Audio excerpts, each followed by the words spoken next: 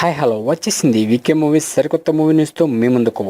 Stylish star Allu Arjun Sarrainodu super సక్సెస్తో full ఖుషితో ఉన్నాడు. అయితే ఫ్యాన్స్ ఇచ్చిన షాక్కి తేరుకోలేక దిమ్మ తిరిగి మైండ్ బ్లాంక్ అయి ఏం చేయాలో అర్థం కాక నిలబడిపోయాడు.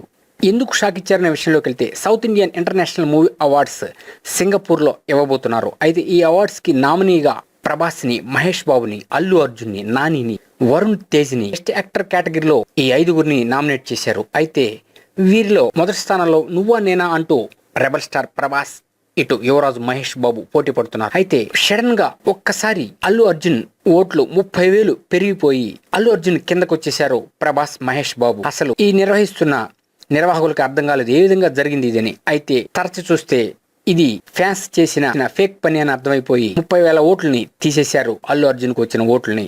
అంతే ఒక్కసారి మరలా ప్రభాస్, మహేష్ బాబు కిందకు వచ్చేసాడు అల్లు అర్జున్.